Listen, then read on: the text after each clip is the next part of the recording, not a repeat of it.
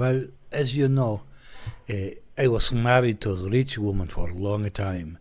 To be honest, it was hard work and a little humiliating. You know what they say?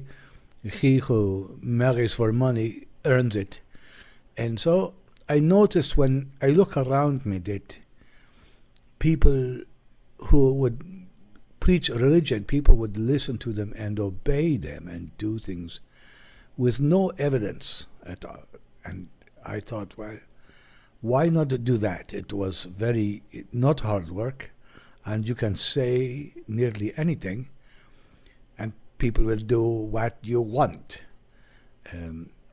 So other people work for me, and I can promise them things in return for which I never have to actually give them. Promise them things for afterlife, whatever I think they want. You look at crowd, if young men, you say virgin in paradise, and whatever it is you look they want, they will do for you. So it was an easy decision.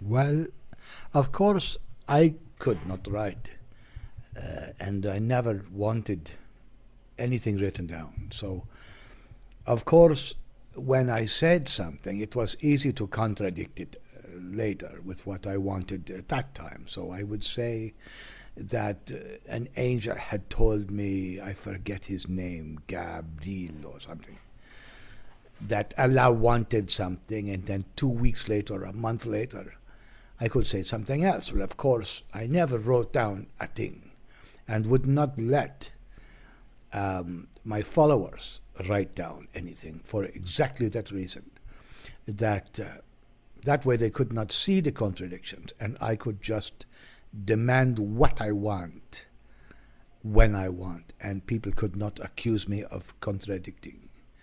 It was quite clever to come up with law of abrogation. I thought was one of my better ideas.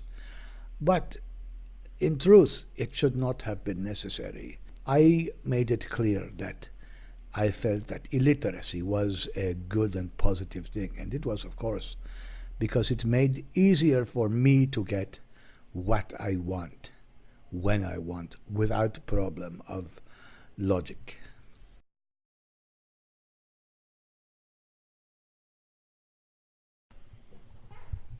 Frankly, I don't care for music one way or other. I don't have any personal problem. But I found that when my followers listen to music, it makes them docile like cow, and they were not interested in fighting. I want to make sure that all the people who follow me could only find things to do that enjoyable while fighting in my interest. So they could drink even, or enjoy women or music if it was warlike music that drive forward.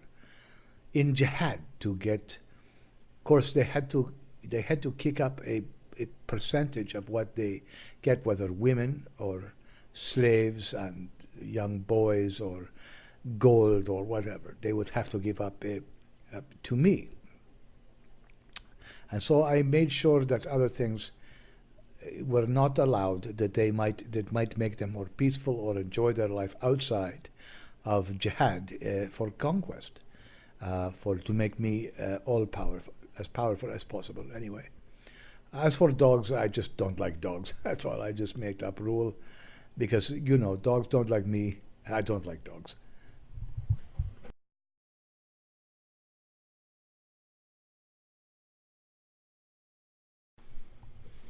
Why should I care?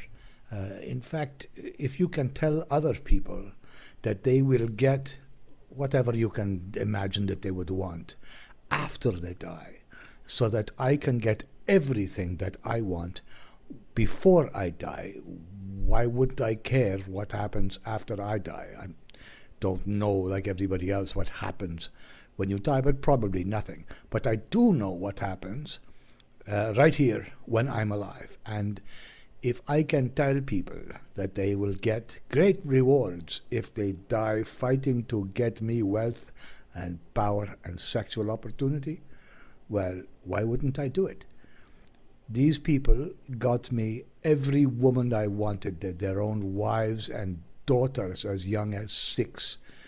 They gave me, and young boys, fresh as pearls, as I was fond of saying in those days.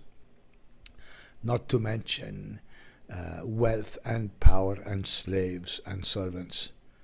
And all of this I got to enjoy right till my last day. So why should I care what happens after I die? The whole point was for what I could have right up to then.